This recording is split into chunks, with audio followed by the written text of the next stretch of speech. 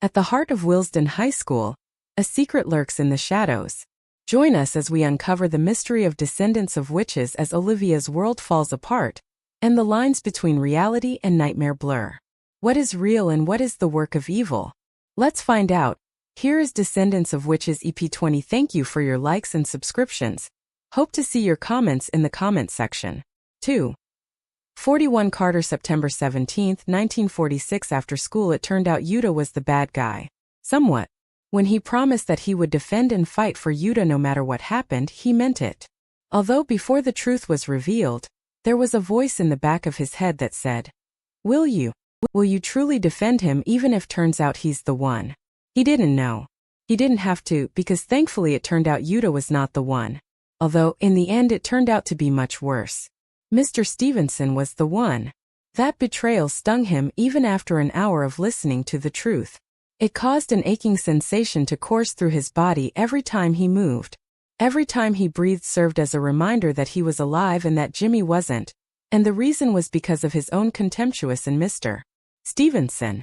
Mr. Stevenson was entirely at fault. But Yuta was unwillingly a part of this too.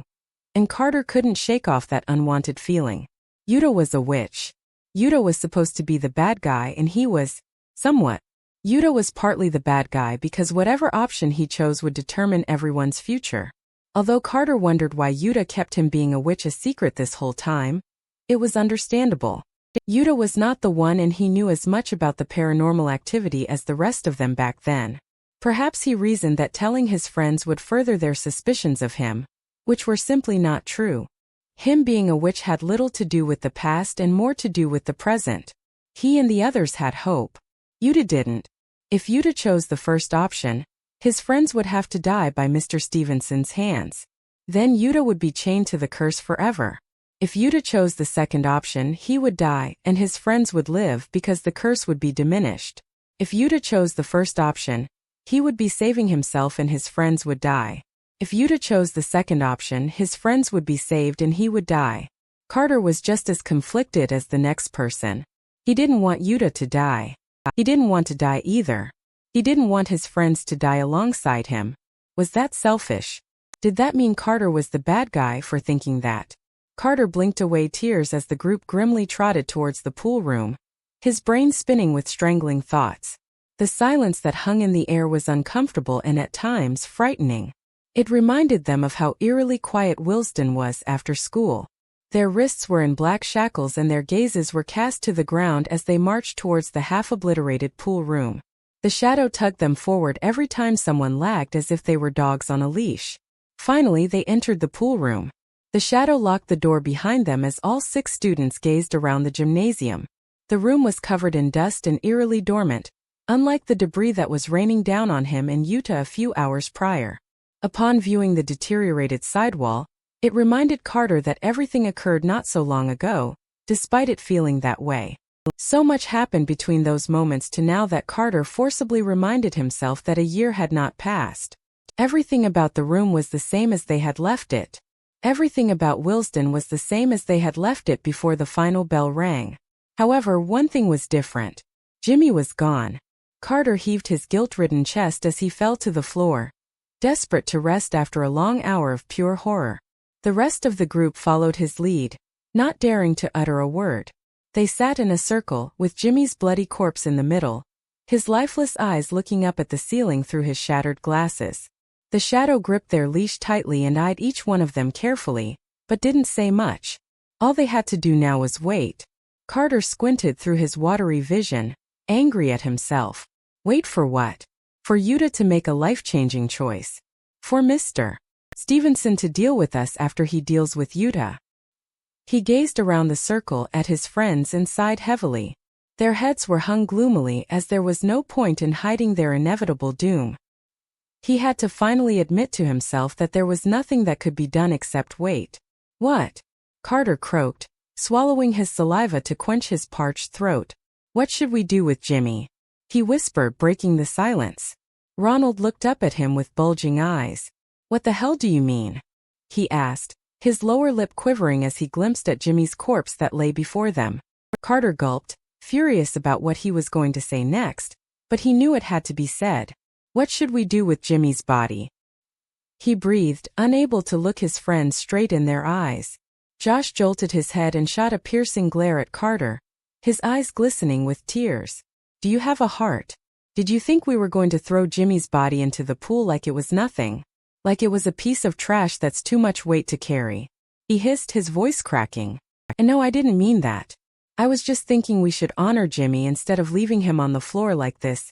Just stop talking, Carter. Olivia exclaimed, tears spilling down her crying face. Stop. There's nothing we can do. We're trapped in this creepy school alone. Jimmy is dead, Mr. Stevenson is the one, and Yuta has a stupidly big decision to make. So shut up. She wailed, burrowing her face in her palms. Carter timidly nodded and gazed down at the floor, his body trembling as Jimmy's deceased head entered his line of vision. They sat staring at his hollow face for long silent minutes. Jimmy's once cheerful face sunken and haunted, his mind cold and empty. Dry blood flowed in a stained trail from the hole across his gut. Is there anything we can do? Anything we can do about this situation? He heard Barbara whimper from beside him. Carter continued to gaze at Jimmy's deceased body. His earth-hued hazel eyes were wide open, but his irises held a sudden sadness. His bluish lips hung open, resting upon a mouth that once gloated about his chess club achievements. A dried piece of snot hung from his left nostril, reminding Carter of all the times he and Josh used to snicker behind Jimmy's back about it. There's nothing we can do except wait, Jessica sniffed, her head resting against Barbara's shoulder. Whatever decision Yuta comes to, we'll just accept, she hesitantly whispered. Carter's eyes traveled around his once childlike features were spotted with angry bruises. Death had frozen his face into a gentle frown, an eternal lamentation for the heavens. His heart suddenly skipped a beat. Jimmy, he thought, studying the boy that laid in front of him. Jimmy's plan. Carter jerked his head and straightened his slumped back. His ghostly pale skin regained some color as a beam of shining hope rayed upon him. We don't have to wait, Carter said, his voice brisk and hopeful. Remember, Jimmy's plan. His friends looked up and stared at Carter with widened eyes as the realization struck them. Jimmy's plan. They whispered, their eyes darting with skittish excitement. Jimmy's plan. The shadow harshly tugged the leash that was curled around his wrist, jerking the students backwards. It was as if he wanted to say, quiet, but couldn't because English wasn't his forte. The students realized quickly that the shadow was quite harmless compared to Mr. Stevenson, so they weren't too worried about him. They timidly nodded and shuffled forward as they leaned towards each other with brightened faces. Remember, Jimmy told us a general plan during our after-school meeting. He said that if we get separated, we must find our way back to the pool room. If some of us can't make it, the group that's in the pool room will sketch out a plan to retrieve the others. In this case, Yuta can't make it back to us. He's probably counting on us to think of a way to retrieve him, Carter explained in a hushed voice.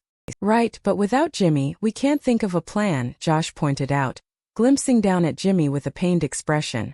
Carter swallowed the lump in his throat and hesitantly nodded. I suppose we have to come up with the plan on our own, he muttered, glancing behind his shoulder to make sure the shadow wasn't listening. When Carter turned to face his friends again, the light in their eyes disappeared. Carter, we can't do this without Jimmy, Olivia said, shaking her head dispiritedly. He's the one who helped us get this far with his brilliant plans. Without him, we're back to how we were during our first after-school meeting. Carter sighed as he recalled their first after-school meeting. It was a bickering mess, complete with Josh and Ronald's rivalry, Jessica's secret hatred towards Olivia, Yuta's accidental insult towards Carter, and Olivia's self-absorbed side remarks that still irritated Carter to this day. It happened weeks ago, but it felt like eons to Carter because they had grown so much since then. No, we are not, Carter sternly said, gritting his teeth as he glanced around at his friends' sunken faces. We've grown, not only as individuals but as a group. And as leaders. Tell me, what does it take to be a leader? Carter asked, his taut tone slapping them with reality. There was a moment of hesitation before they answered. Empathy, Josh said, his slumped back straightening with determination. A leader must be empathic towards their team. How else are we going to build a connection with each other? Ronald added, wiping his tear-stained cheeks. Carter nodded firmly. Right. What else? Integrity, Jessica said, her blue eyes flickering without its usual gloom. How can a leader expect their followers to be honest with you if you're not honest with them? Olivia added, her voice strong and steady. Yes. What else? Carter asked, glancing at Barbara. Barbara lifted her head from her hands and sighed, before regaining her composure and speaking with confidence. Courage. Rather than avoiding problems, leaders must step up and move things in the right direction. Good, Carter said, clenching his fists as strength entered his body. Finally, trust. We must be transparent and believe each other when we say something. We can't betray and turn our backs on each other, okay? Carter said, with a fiery passion that ignited hope within them.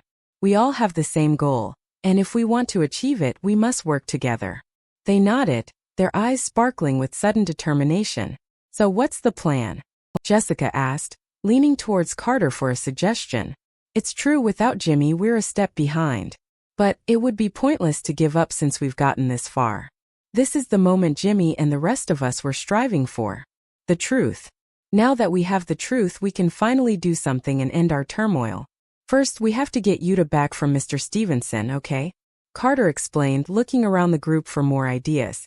We have to escape that shadow before we can do anything else, Ronald whispered, pointing at the dumbfounded shadow behind them. There's no other way to break free from the chains. Right, Carter said, nodding as he rubbed his temples. Should we distract him so that he loses control of the leash that connects us? Yes, good idea, Olivia said, tucking a strand of hair behind her ear. We should fight him or something and force him to create another object with his powers. That way these chains will become weaker, right? She asked, pointing at the shadowy chains shackled around their wrists. I think you're right, Olivia, Jessica said, nodding towards her. What do we do next? Run. Yeah. Run out of this damn place and towards Yuta. In room 110, Josh said, his green eyes glinting with eager anticipation. Jessica dubiously raised her eyebrows. How are we going to leave the pool room if it's locked? Is there even a key?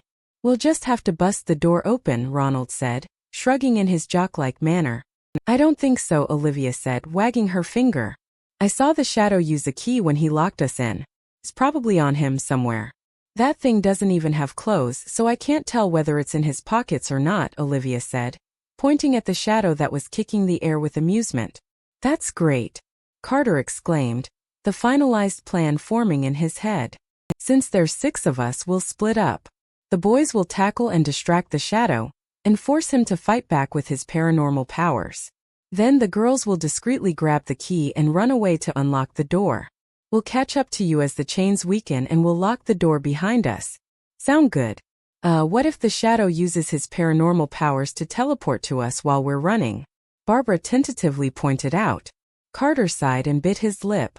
You're right, but it's a risk worth taking. Hopefully we'll be far ahead of him so much that his energy will be drained, or something of the sort, he said, glancing around the group. What about Jimmy? Are we just going to leave him here while we get Yuta? Ronald asked, pointing at the corpse that lay in the middle of their circle. We have to leave him here. Safer that way, okay? Jessica said, pursing her lips remorsefully. Don't worry. We'll return to the pool room once we get Yuta. So are we ready? Carter asked, his heart hammering with anxiousness. Are we ready to save Yuta? Is that even a question? Jessica said, her lips curving into a tiny smirk. I was born ready, Josh exclaimed, pumping his fists in the air excitedly. He was met with silence as everyone shot him a disgusted look. Okay, now I know how it feels to ruin the moment, he muttered, looking down at Jimmy. All right. Olivia, you go first, Carter said, nodding towards her. Olivia flipped her hair over her shoulder and grinned, as dramatic acting was her expertise. Yoo-hoo, Mr. Shadow, Olivia called, waving her hands to catch his attention. I need to tell you something. The shadow had been playing with the key in his hand, and quickly stuffed it in his pocket when Olivia called him. He trotted towards her with a befuddled expression, and knelt next to her to hear what she had to say. Olivia dramatically flipped her hair again and clicked her tongue. So I was wondering if I could use the restroom. I need to, but there's a problem. You see, I'm an innocent young woman, whose hands have been tied with these unruly boys. I would like some privacy if you understand what I mean. Although, I'm not entirely sure you would understand since you're a boy, but if you could give me the benefit of doubt, Olivia asked, batting her eyelashes prettily. The shadow huffed and stared at her blankly, not understanding a word that escaped her mouth. Olivia sighed and flipped her hair again, more agitated than before. I said. She started as the boys slowly stood up, followed by Jessica and Barbara soon after. Can I go to the restroom in private? Before Olivia could finish her sentence, the shadow crashed to the ground after a fierce smack. She let out a shrill screech as she shielded herself with her arms. Hey, watch out next time, Olivia exclaimed, jumping up to pout at Ronald. Ronald shrugged in response, elated that he had given that satisfying blow. Josh, Ronald, tackle him, Carter exclaimed, jumping onto the shadow's fallen body. As Ronald and Carter held the squirming shadow in a chokehold position, Josh scavenged deep within the shadow for the key. When he located it, he swiftly tossed it to Jessica. She attempted to grab it herself, but her tremoring hands took over her concentration. I got it, Jessica exclaimed after catching the key and jumping up. She rushed towards Olivia and Barbara, who both gave her excited high fives. Hey, I was the one who got it, Josh grunted, shooting Jessica a glare. Before he could say anything else, the shadow twisted upwards and gained dominance over the boys. He slammed them to the ground with his body, causing a thump to reverberate through the room. Carter groaned with agony as a nasty smudge of purple appeared on the back of his head. He ignored the searing pain and tried to haul himself up, but his scrawny arms were too weak. Plus, Josh and Ronald were smushing him from the sides, as they also rolled around with pain. The shadow's elongated and flimsy arms wrapped around their throats as he sneered down at them. A sneaky kids, the shadow squawked, curling his icy fingers around his neck. Carter gritted his teeth as a wave of regret washed over him and he struggled to breathe. Why did I underestimate that thing? He groggily thought as he kicked his legs in protest. The shadow simply dug his knees against Carter's thighs, restricting his fierce movements. The jarring pain shot up Carter's nerves like an explosion, his weak body unable to bear it. He clawed at his throat as it was desperate to scream, but it couldn't since all oxygen had been stolen from him. Carter rolled his head and scanned his surroundings for a weapon, but there was nothing except a vacant pool and debris that were way out of his reach. He turned to Ronald, who was dealing with the least strangling out of the three and mouthed words to him. Ronald nodded and mustered the strength to yell, "Girls, forget about us. Unlock the door." Carter could barely see what the girls were doing since he was lying on the floor, in the process of being strangled to death. From the corner of his covered vision, the tips of their heads nodded and they spun on their heels, toward the door. Suddenly, a strange tug pulled Carter slightly forward. It seemed that everyone else who was chained felt it too. Damn it, Jessica cursed as she attempted to break free from the shackles to no avail. We can't move any farther because we're chained. Damn, how could I forget? Carter groaned to himself, as red splotches dotted his vision. Do something, Josh, Olivia cried, instinctively calling out her ex-boyfriend's name for whatever reason. Do what I said before. Force Mr. Shadow to use his paranormal powers to create something else. The shadow instantly understood what happened, and momentarily let go of his seizing grip on the boys' throats to let out a maniacal laugh. His laugh was a far-fetched strive to sound like Mr. Stevenson's, and it sounded more like a mouse's squeak than anything. How dumb is this thing? Carter thought, blankly staring at their opponent. The shadow still had a grip around their legs, but Carter was thankful for the moment of relief. A purplish welt stained his neck with fingerprints, but he didn't waste any time being self-conscious about it. Carter slightly nodded towards Josh and Ronald, who understood what he meant. Together, they outstretched their freed arms and pushed the shadow to the floor, banging his head in the process. Josh stood up and stepped on the shadow's chest, placing all his weight and strength onto his right foot. Carter wasn't sure whether the shadow was built like a human with similar weaknesses, but whatever Josh did seemed to work. The shadow let out a deafening squeak as he squirmed underneath the jock's strength. The shadow is down, Josh called, glancing at Carter for confirmation about the next step they had to take.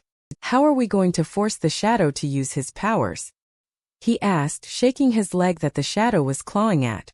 Anger the bastard. Carter fiercely shouted as he rose to his feet unsteadily. He ignored his hammering heart and pulsing nerves, choosing to instead stomp forward. At Carter's command, which was another swift nod, Ronald dove forward and slammed the shadow to the ground. Josh's leg was free, so he shoved the shadow with the side of his body. Then, Carter clenched his fists together and raised them overhead, preparing himself for the killing blow. Carter anticipated his heroic moment, but that was unfortunately cut short due to the shadow's rising anger. A sudden gush of pain jolted throughout Carter's body. His head throbbed, his arms lost tension and his legs weakened. A blinding flash poured from the shadow's overturned palms, and a black cloud rose in the air. Then there was an explosion. It was as though a fist of velvety black flame had decided to punch its way through the already partially obliterated pool room. The surrounding windows shattered and black smoke rushed out.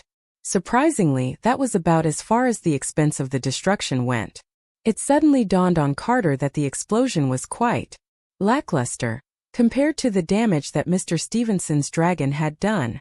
Nevertheless, it still frightened the children. They all tumbled to the ground because of the force of the explosion, and Carter was squished in between Josh and Ronald again. Their chains were still attached to the others, so every time one person slid across the floor, everyone followed after. Carter stubbornly hauled himself up and lunged forward, only for his feet to slip outwards against the wet tiles. His body slammed against the hard floor again, and Carter winced uncomfortably as he heard a crack sounding from within. He wondered if he had broken some ribs, and was proved correct when he lifted his shirt to inspect the purple welts that scattered across his abdomen. "Oh my gosh, it worked!" Olivia suddenly yelled, from a couple of meters away. "Our chains are weak now that the shadow is doing paranormal things."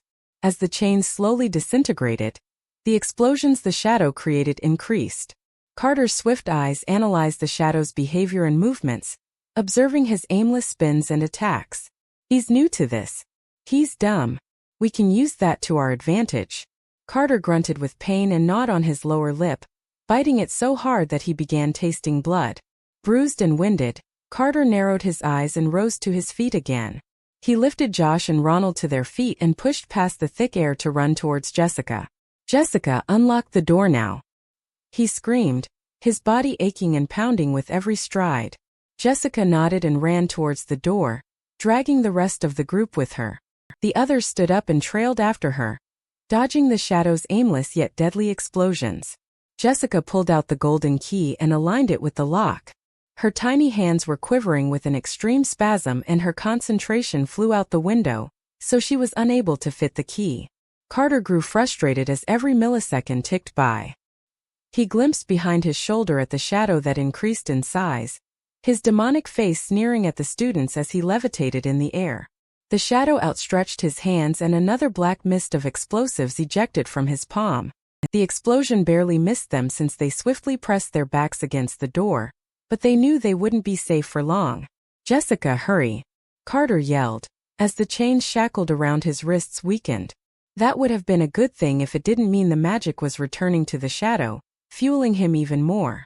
"I'm trying," Jessica anxiously exclaimed, as her rhythmically jumping fingers missed the keyhole repeatedly.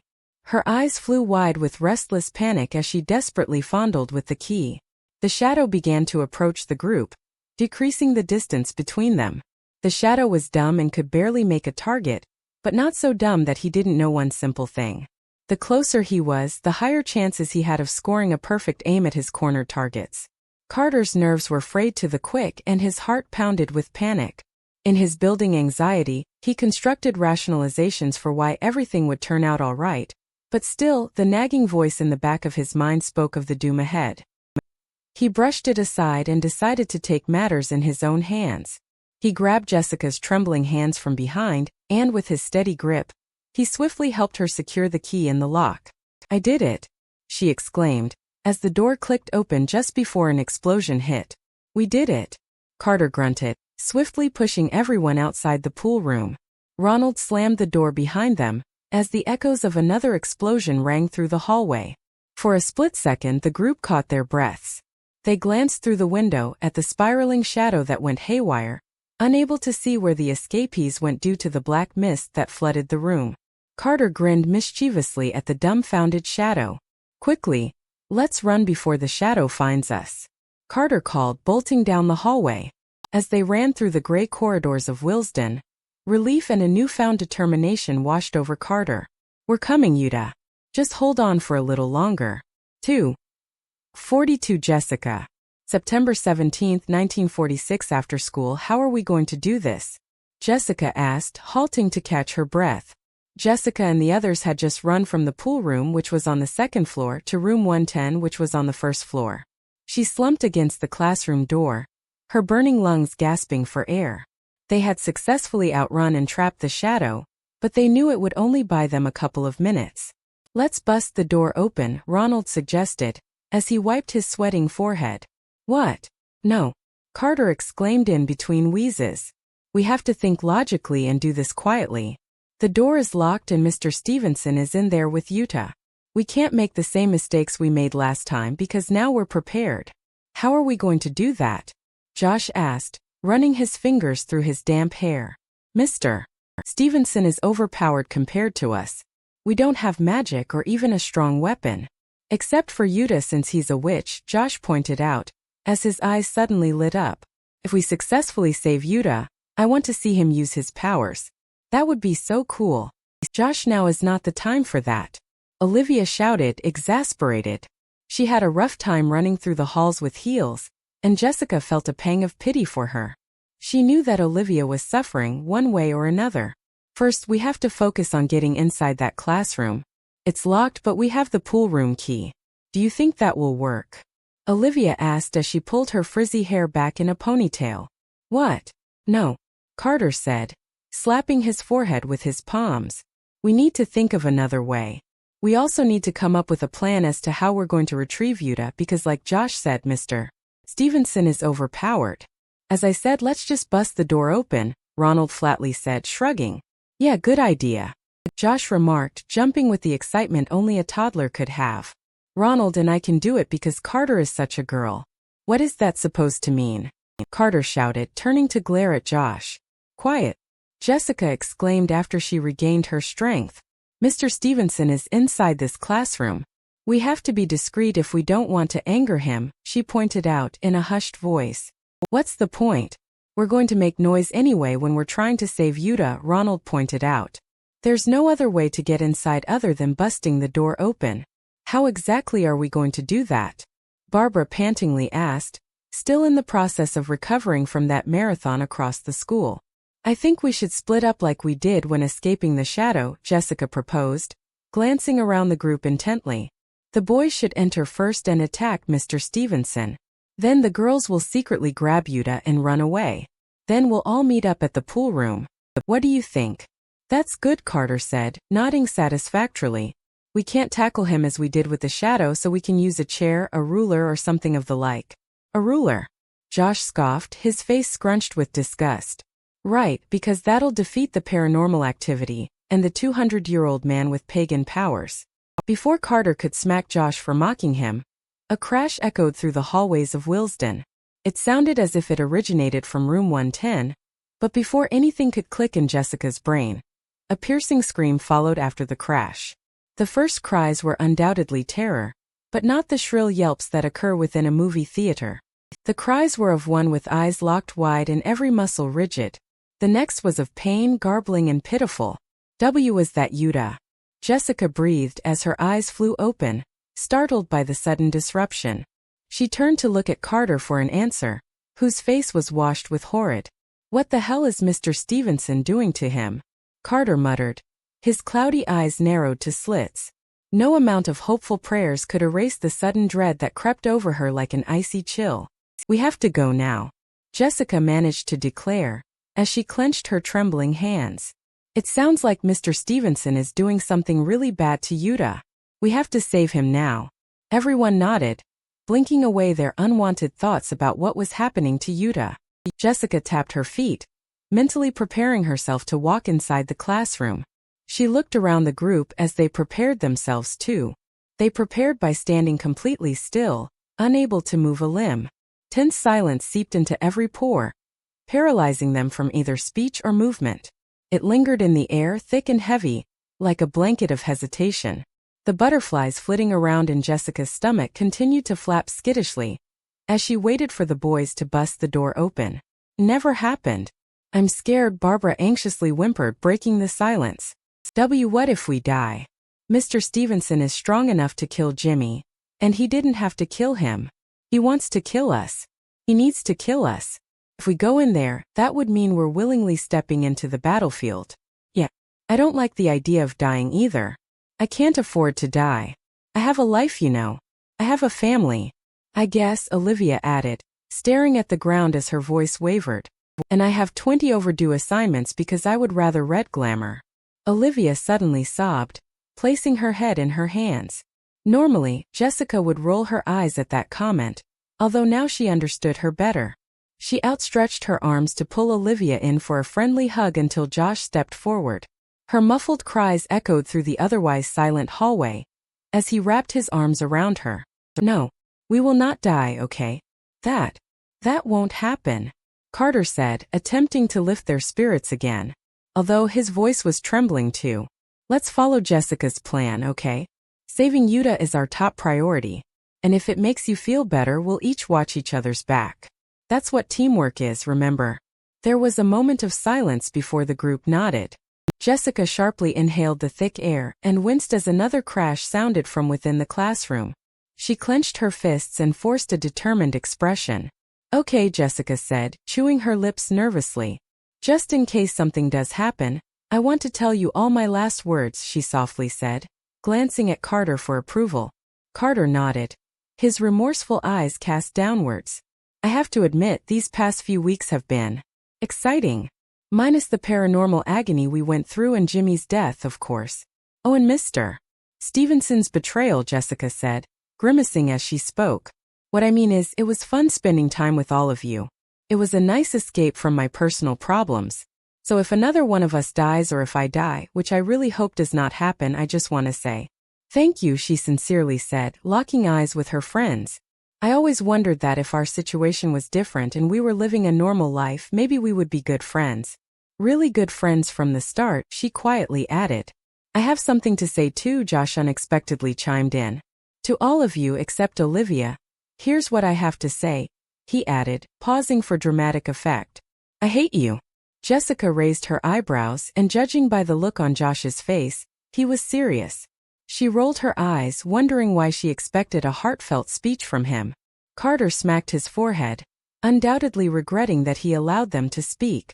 But, Josh said, sighing as he glanced around the group, when this is all over, if there ever will be an end, I know we won't stay friends forever.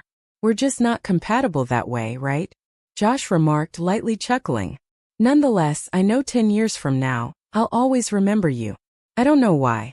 I just know, he said, muttering as he sneaked a glance at Ronald. There was a moment of befuddling silence as they stared at Josh. What he said was surprising, but Jessica had to admit that it was the most truthful thing she heard all day. It even made her heart melt for a second, since it was coming from Josh of all people. Josh turned to Olivia, his emerald eyes glistening. I want to tell you something specific, Olivia, he said, stepping towards her. Hm? She asked, wiping the tears that ran down her cheeks. We're no good for each other, he said, knitting his eyebrows as he looked down at her. We won't last another week. Still, I can't help but. Olivia peered up at him curiously. You can't help but what? In a swift moment, Josh pressed his lips against Olivia's, and instantly their bodies loosened. His arms were wrapped around her waist and he pulled her in for a gentle kiss. He took her by surprise. He took everyone by surprise, but Jessica still smiled at their sweet moment.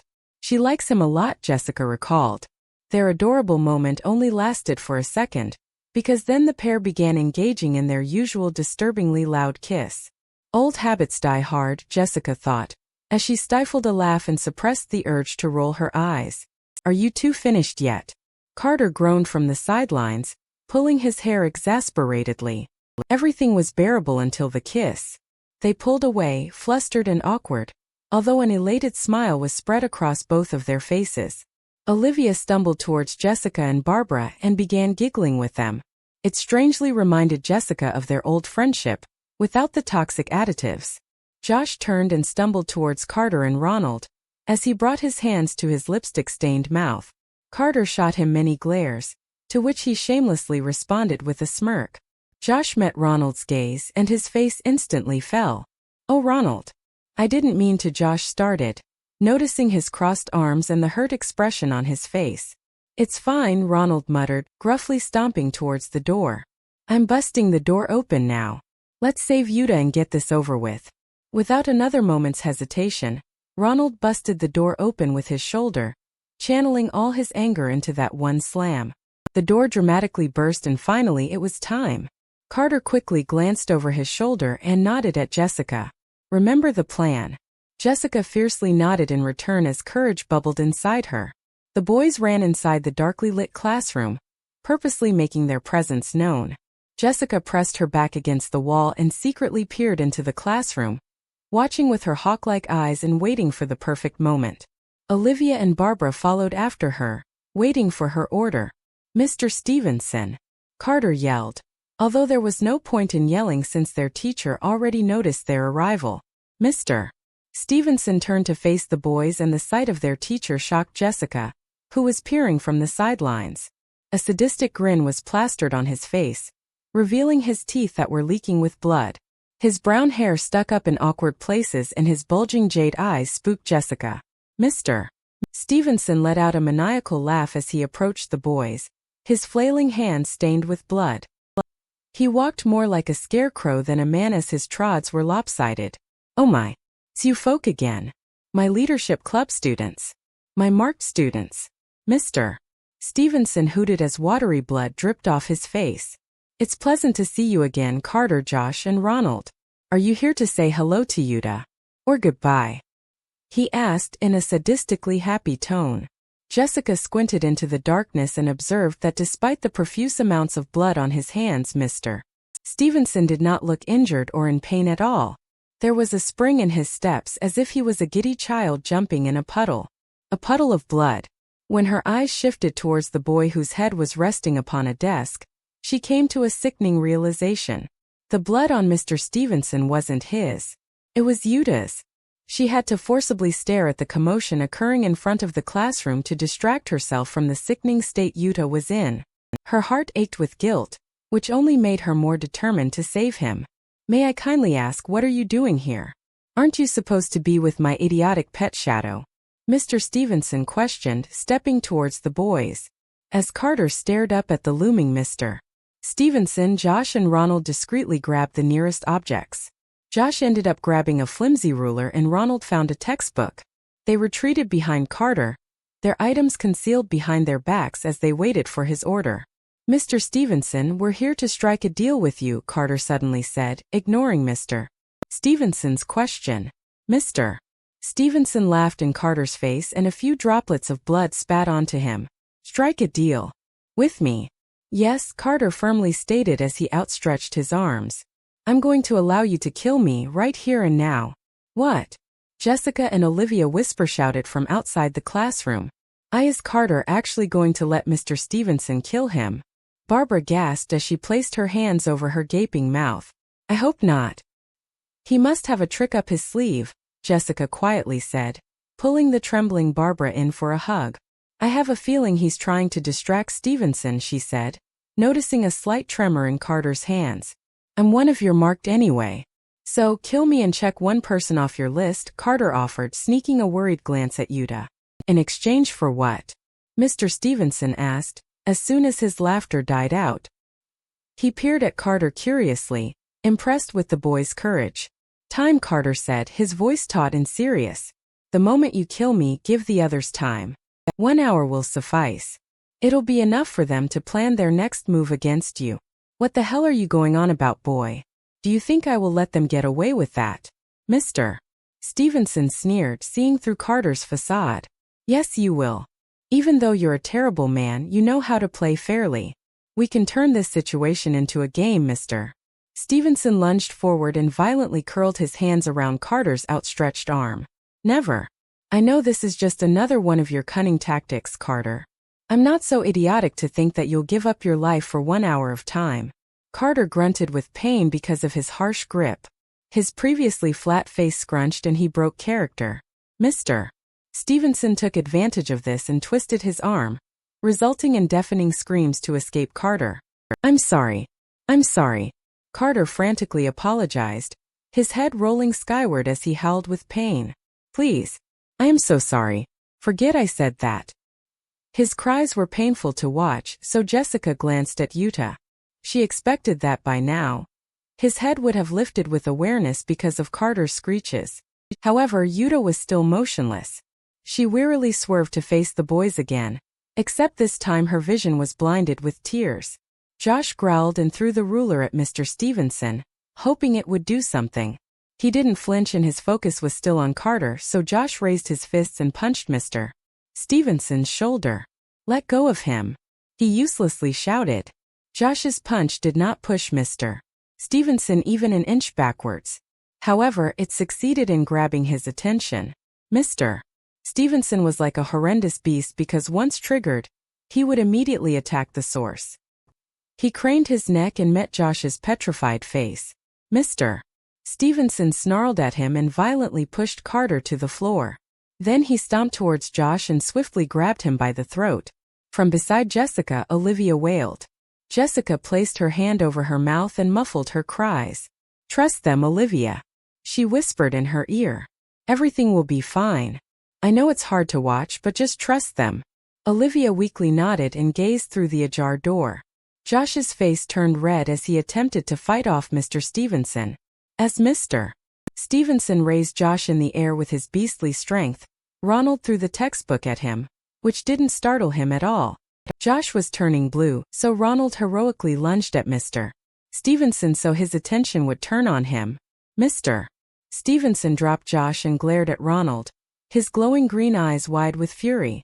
"Now you've done it," he furiously yelled, raising his overturned palms.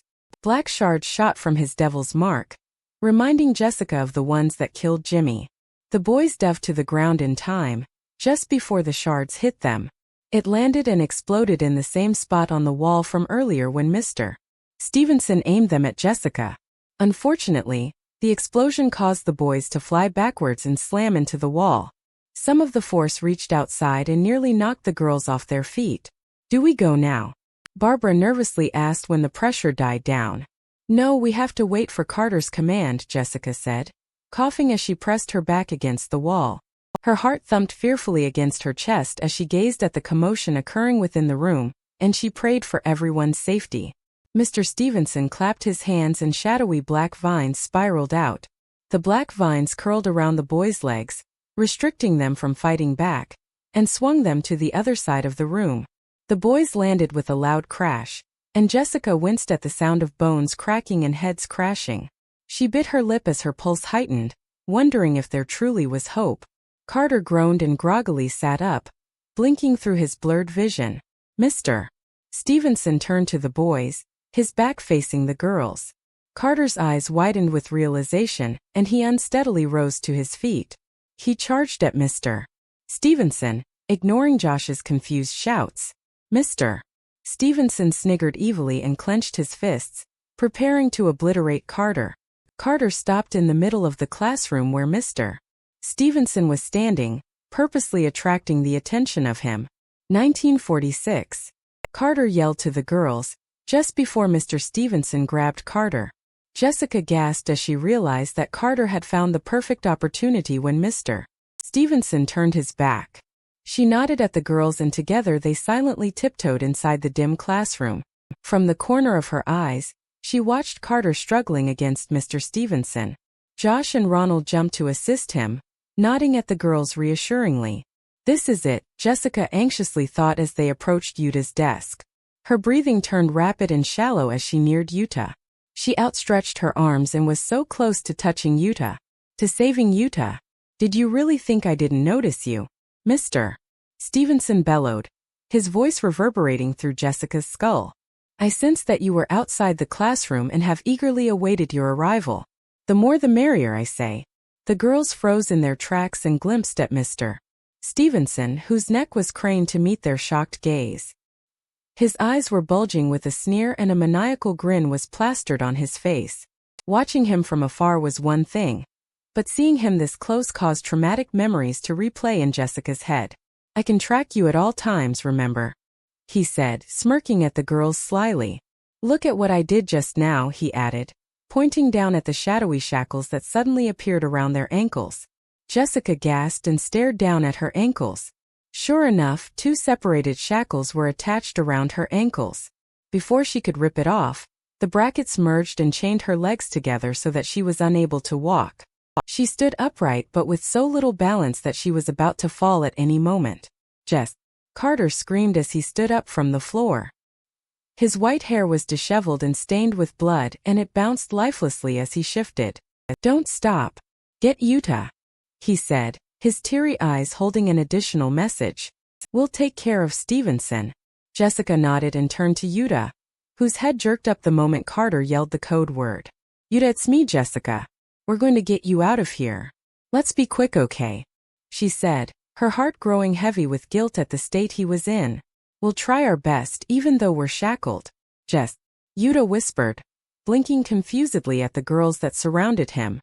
He was more beaten up than the rest of them, but it made sense since he was hurt the most by all this.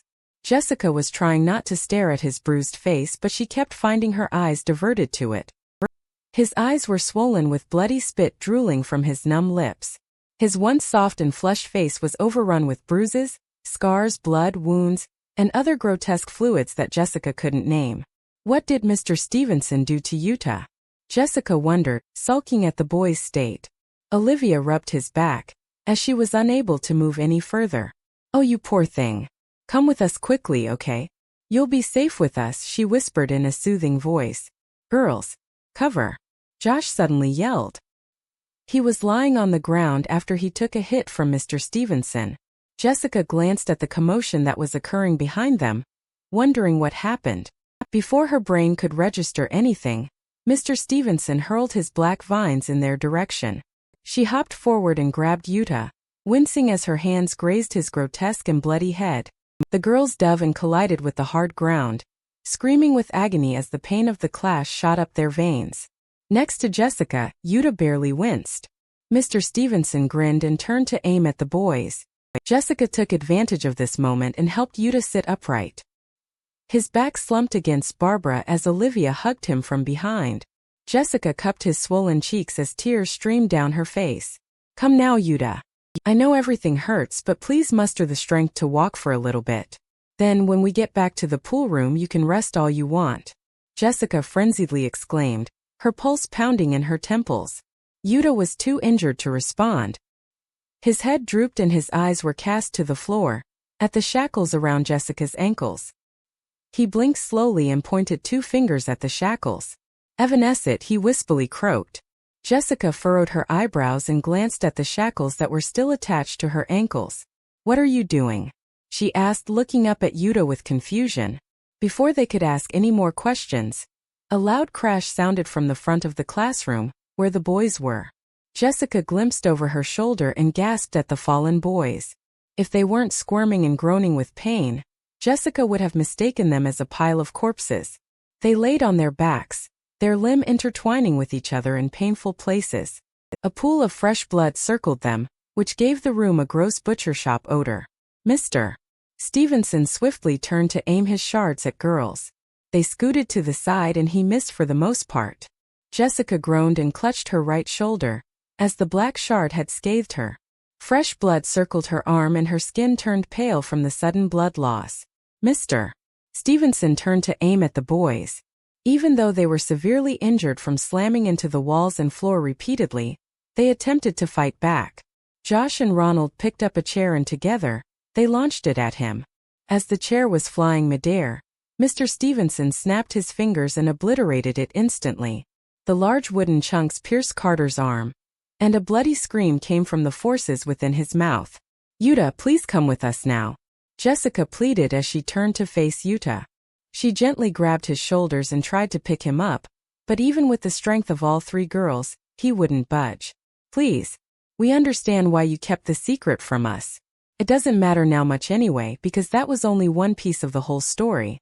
Come with us and we'll sort things out." Utah's focus was entirely on the shackles, much to Jessica's bewilderment. He pointed 2 fingers at it again, repeating his words from before. Evanescent, he murmured, with more determination this time. Jessica blinked and suddenly a weight lifted from her ankles. She grabbed her freed ankles and gasped. It's gone. Yuta, how did you learn that? She whispered, her eyes wide with surprise. As Yuta repeated the incantation for Olivia and Barbara, they gasped with shock too when their shackles disappeared. Jessica bemusedly stared into Yuta's glistening black eyes, and for a split second, she caught a violet glint. We don't have any more time to waste. The boys are counting on us, so let's go. Olivia exclaimed, and this time Yuta obliged. They helped him stand up and wrapped their arms around his shoulder. Before they could walk past Mr. Stevenson, he fiercely spun to face them. Don't you dare touch my son, Mr. Stevenson yelled, and without warning, the black vines crawled up their legs. At his control, the vines swung the kids towards the left side of the room, next to the door. The group of 4 collided with each other and the wall, resulting in multiple screams and broken bones. The 3 boys were paralyzed at the right side of the room, next to the cracked window. They couldn't move a limb because of their injuries, so they hopelessly watched the chaos unfold in front of them. Jessica groaned as she sat up to slump against the wall, wincing as her bruises grazed the floor. She squinted through her blurry vision as all hope within evaporated. Mr. Stevenson stood in the middle of the classroom, laughing at his fallen students. He was a monstrous figure looming over their heads, and there was nothing any of them could do. She was just too weak. They were all just too weak. There was nothing left to pawn. She gazed around the room with its gray walls, dappled with mildew and cracks. With the eyes that could cry no more, she gazed out at the window where the people outside were in deep slumber, oblivious to what was occurring inside Willesden High School. She wondered how her mother was feeling, alone in the tent. She knew her mother was terrified when she was alone, so she was most likely shivering in the corner, a cloud of despair hanging overhead. Jessica knew her light had gone out when she longed to be in that tent too, living a hopeless life like her mother. For once, Jessica yearned to go home. Staying in after school never felt this life-threatening. What was the point of being here anyway? They lost to Mr. Stevenson. Even if they didn't, he would eventually get what he wanted. He was just too powerful. As Jessica surveyed the classroom and her head spun, her eyes caught a black book sprawled on the floor. Upon more squinting, she realized that it was the book they found in the library. Her eyes flashed at Mr. Stevenson, who faced the girls and Yuta, absorbed with his own hysterical laughing. Suddenly, a flicker of hope entered Jessica's vision, and her next movements were instinctive. Jessica narrowed her eyes determinedly and crawled forward. She used her aching forearms to move across the floor, her eyes locked on the book. When she grabbed the book, she somersaulted to stand up on her feet, ignoring the burning pain. She met Carter's eyes for a second, who was slumped against the wall, blood dripping down his forehead. His lips parted and he weakly nodded, clenching his watery eyes shut. Mr. Stevenson's laughter halted as he pointed his vines towards Yuta, preparing to retrieve him from the kid's hands. Jessica crouched and approached Mr. Stevenson from behind, her steady hands gripping the book. She jumped up to reach Mr. Stevenson's height, and harshly slammed the book against the back of his head. Thanks for teaching us how to play basketball, Mr. Stevenson, she said, as strength re-entered her body. Mr. Stevenson dropped to his knees and gasped with surprise. He clutched his throbbing head and looked up at Jessica, who loomed overhead. Jessica tauntingly grinned down at him, as a rush of satisfaction coursed through her heaving body. She bent to pick the book and tossed it between her hands playfully as if it were a basketball. She glanced behind her shoulder and stuck her tongue out at Carter. Carter smirked and rose to his feet, grateful for the opportunity Jessica created. Run!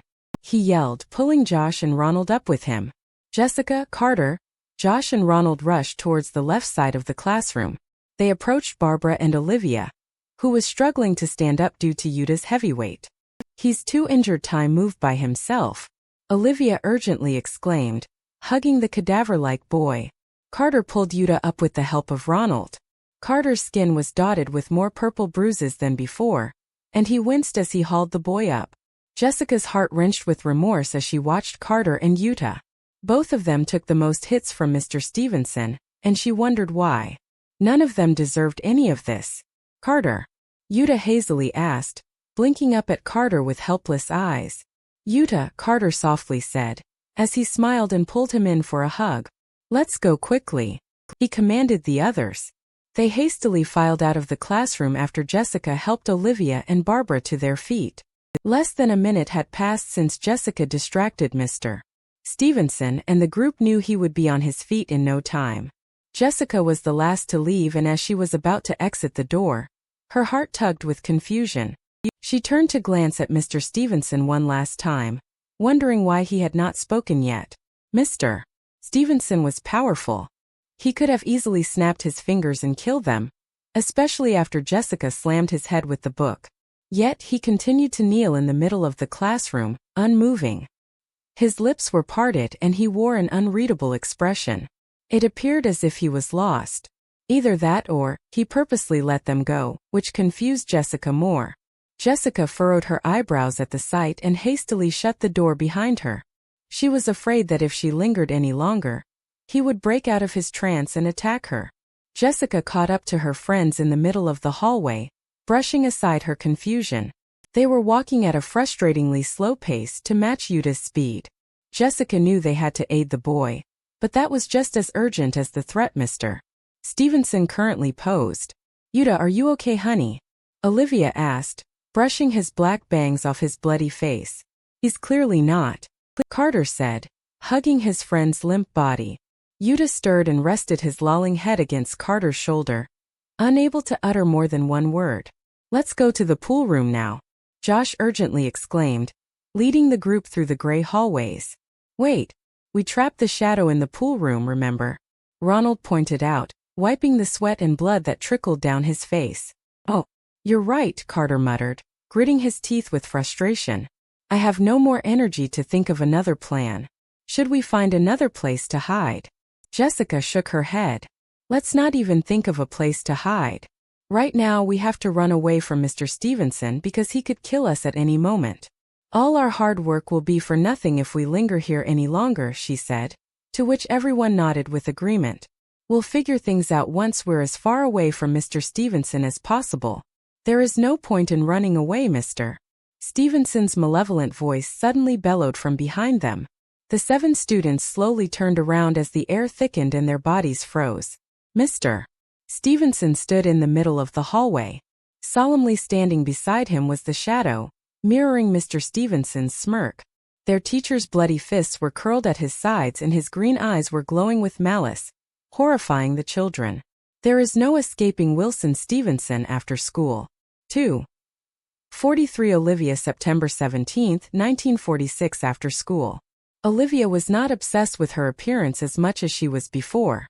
However, she still could not shake off the fact that her mascara-stained face made her look like a raccoon. The clumps of dried mascara were too much for her luscious lashes to hold up, so they drooped, therefore blocking her vision. Olivia barely paid attention during Mrs. Briggs's science classes, so she wasn't sure whether the irritation around her puffy eyes was due to the chemicals in the mascara or her tears. No matter what the cause was, it did not change the fact that she was staring at Mr. Stevenson through her clumped lashes. She squinted and rubbed her eyes to get a clearer vision of the man that stood in front of them, which only worsened her situation. Olivia groaned as a pit of dread formed in her stomach. Why am I always the one who has to deal with the stupidest problems during serious situations? She ended up placing her pinky finger under her drooping lashes, not only lifting them up but also her eye sockets. She knew that she looked like a crazy hag, but at least she could see with clarity. Fortunately, Josh and the others had their eyes on Mr. Stevenson, so they wouldn't be glancing at her anytime soon. What are you kids going to do now, huh? Mr. Stevenson's sinister voice boomed, cutting her thoughts. Allow me to answer for you. There's nothing you can do. I have you folks cornered. Although, I want you to know that I do feel some guilt. I'll ensure that all of you will die a peaceful death. But only if you hand Yuta over to me. Olivia gulped nervously at his sharp words. His words sounded genuine, but the tone he was using was demanding and violent. His tone reminded her of the therapist and his manipulative remarks. It made her wonder whether he truly felt guilty, because judging from the smirk plastered on his face, it seemed he was not. She glanced at Carter, waiting for an order, a command, anything. To her surprise, the white-haired boy was frozen in his spot. His skin was ghostly pale and his eyes were bloodshot, but he continued to hold on to Yuta like he was his lifeline. If anything, Carter was Yuta's lifeline. Their hands were tightly intertwined with each other, and Yuta's bruised body leaned against Carter for support. Everyone else was like that too. Their blood-stained faces were unmoving as they gazed at Mr. Stevenson with shock. They all had no idea what to do or what would happen next, and that was what scared them the most. Strangely enough, Olivia could sense the fear and tension that emitted from them, but could not feel it herself. No fear or anxiousness crowded her head or shot up her nerves. Rather, she was numb. Her mind was a blank slate, unable to imagine anything beyond what she could see. She was so numb that she had to distract herself with the lashes that hung in her vision, assuming that it was her way of staying sane. "What do you say? Make this easier on yourselves. Give me Yuta," he continued, in a voice that meant they did not have a choice. Olivia expected Carter or Jessica to speak up against Mr. Stevenson. Truthfully, she desperately wanted them to. She did not want to take it upon herself to fight Mr. Stevenson with her useless words. Unfortunately, Carter and Jessica stood paralyzed in their spots. So did Josh, Ronald, and Barbara, who she hoped would say something when Carter and Jessica didn't. Olivia hopelessly glanced at Mr. Stevenson, time slowing as her heart skipped one suspenseful beat. Mr. Stevenson was not going to take no for an answer. She knew. They all knew. Yet, it seemed as if she was the only one who noticed Mr. Stevenson's raised and overturned palms, preparing to retrieve Yuta on his own. The students stood in the middle of the hallway uselessly. It was as if they forgot about why they were fighting in the first place. Thankfully, Olivia was numb inside and had lashes hanging in her vision to remind herself about why they were fighting. For Jimmy. For Yuta. For themselves. But, most importantly, for life. "Run!" she urgently yelled on a whim, unable to think of anything else. "Run to the pool room." She yelled again in a commanding voice this time. Her high-pitched screech brought them back to life. They took one glance at her determined face and another at the monsters that stood in front of them. Then their parted lips and their widened eyes shifted as the realization dawned on them. They had to run. And so they ran. Carter took the lead, hauling Yuta with Ronald's help. Josh, Jessica, and Barbara were on their tail, running without looking back. Olivia had hoped she would take the lead, but in reality she lagged behind. The one thing she regretted more than applying mascara today was choosing to wear heels. Her feet bruised with each step and her pink bag slapped her waist with every stride. Her rasping breath was the only sound that her ears could catch. Her ankles throbbed as she stumbled on her pink heels numerous times. It was only because of the remaining willpower within that allowed her to continue lunging forward. She glanced over her shoulder at Mr. Stevenson, who was nearing her as each second ticked by. "No, I can outrun him. I just need more time," Olivia yelled inwardly, pumping faster. Each footfall caused her to wince with the pain of a stab wound. She focused her gaze on Josh, whose swift strides she could not keep up with. Her feet pounded against the floor and she placed all her strength in her legs, but it still was not enough. She was about to call for Josh's help when a slimy substance wrapped around her heels. Her brain blacked out when she suddenly slipped outwards. Not even a second passed and her face slammed into the frigid ground. The searing pain reverberated throughout her skeletal structure, and her only reaction was to scream. The jolt of agony was too much to handle, yet she lifted her aching head and outstretched her arms, reaching for Josh. At that moment they turned around the corner, not noticing that they had left Olivia behind. The slimy substance that was curled around her heels tightened, and Olivia glanced backwards to see that it was the shadowy vines from before. Mr. Stevenson's sinister face drew closer as she was dragged across the floor, towards him. Her lungs were stripped of oxygen as she attempted to fight off his grip, but it was no use. Mr. Stevenson caught her. She weakened as the strength and hope left her body. She allowed Mr. Stevenson to grab her by the hair and hoist her so that she was uncomfortably sitting on his lap. Olivia exchanged a glance with the shadow, who sneered from beside Mr. Stevenson. Olivia batted her clumpy eyelashes at the shadow, hoping that he could become a potential ally. He stared at her blankly, much to her dismay. A hiccup of surprise escaped her mouth when Mr. Stevenson suddenly whispered in her ear. "It was me. I was the one who disabled you from escaping your therapist that night," he suddenly hissed, his icy breath causing her entire body to shiver. Olivia was too scared to reply. His hand still grabbed a fistful of her hair so she couldn't escape. Plus, the vines were wrapped around her heels, so if she did manage to escape, Mr. Stevenson could reel her in at will. She was a mere carp next to a deadly killer whale, her fate of being eaten sealed from the moment she was born. "Did you ever stop to wonder why? Why I knew?" he asked rhetorically, the tail ends of his lips curving into a cunning smirk. "The moment I marked you, I learned everything there was to know about you. I was pleasantly surprised to learn that the therapist had done the same thing to you when you were 13. It gave me an advantage over you, did it not?" he remarked, his lethal words poisoning Olivia's soul. Her palms were sweaty and the adrenaline coursing through her system was shutting down her ability to think logically. She wanted to escape or beat the living daylights out of him. Either would do. Olivia leaned backwards and nervously nudged Mr. Stevenson with her bruised elbows, making the bold decision to fight him. She immediately regretted doing that. Mr. Stevenson pulled Olivia's hair with both hands, resulting in a deafening screech to escape her. She screamed as every strand on her head was pulled upwards and a few tufts ripped off. Tears escaped her eyes, leaving her body as if they could not bear to witness yet another assault. "Stop touching me," she whimpered as Mr. Stevenson's hands released her hair and skimmed around her waist. Her heart began racing as traumatic flashbacks replayed in her head. All she wanted to do was curl up into a ball and wait for someone to save her. Perhaps Josh or Jessica. But no one would because no one was there. She was alone. A choked cry for help forced itself up her throat, and she felt a teardrop run down her cheek. It seemed as if this was the end of the road for her. "Stop!" she screamed, desperate tears streaming down her face. His bony fingers rode up her skirt and touched every crevice of her body. The heat from his fingers crept into Olivia's consciousness, and it felt like a ragged stone was being dragged harshly against her skin. Then, his hand slipped entirely under her skirt, gripping her thighs so tightly that her blood ceased to flow. She was glued on his lap and only a feeble gasp could escape her trembling lips. Her blood was icy and her muscles were tense. She had lost any sense of how long she had been there and each second was an eternity to her. Panic flew through her veins and not even her mouth could form a scream anymore. Every inch of her body ached, from her head to her right palm and down to her frozen legs.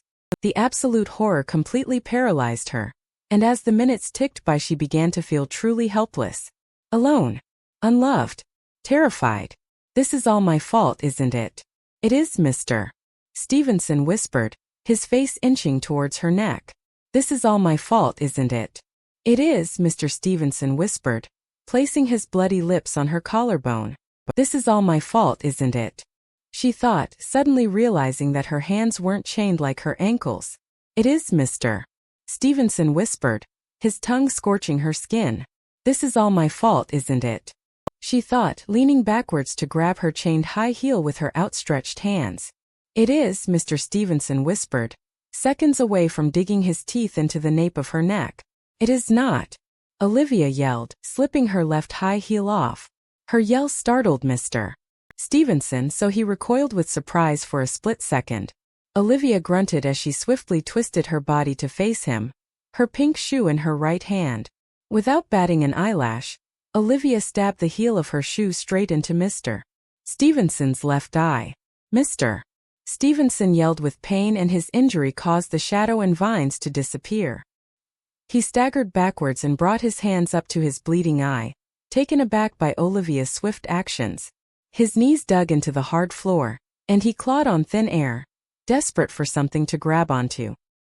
He grimaced and groaned with what Olivia could only imagine was severe pain. It was comical how powerless Mr. Stevenson was when he was too injured to use his pagan powers. She enjoyed every bit of it. A wave of satisfaction washed over Olivia as her features lit up. She steadily rose to her feet and flipped her hair over her shoulder, grinning at Mr. Stevenson's demise.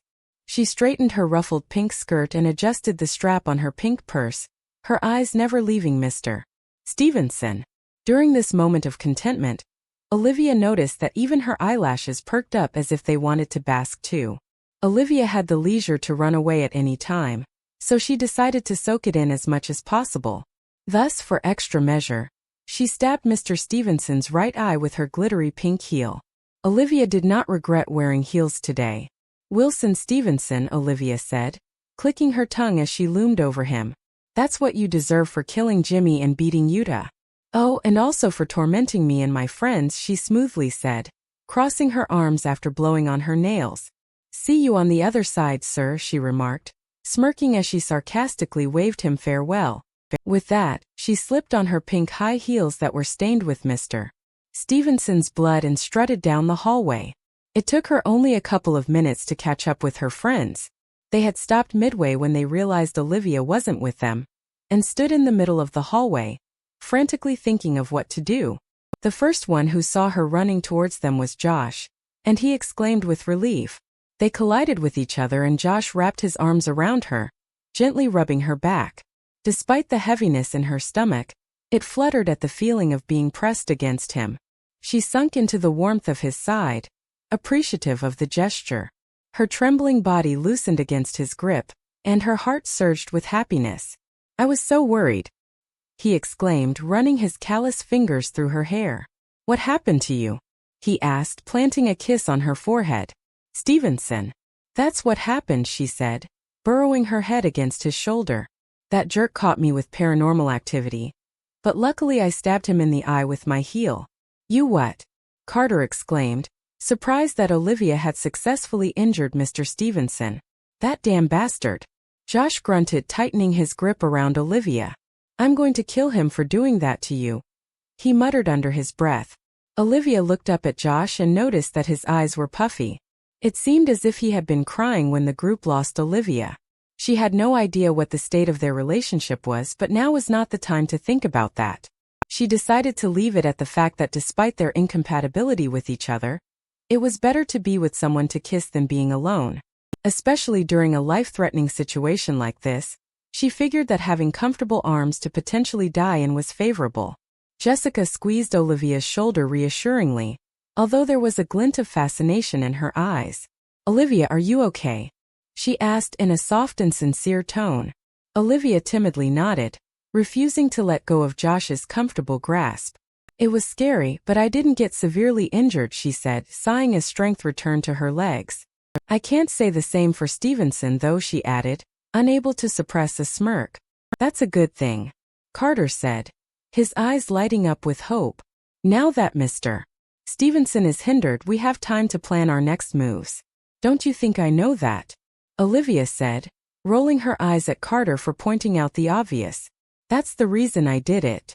Also because of self-defense, of course. Let's go to the pool room now, Ronald interjected, gesturing for the others to continue running. Maybe Mr. Stevenson can heal himself with those powers.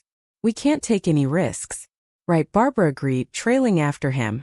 Carter adjusted Yuta's position against his body, so that he was more comfortable. We're almost there, Yuta. You can rest soon, he whispered, as the group rushed towards the pool room.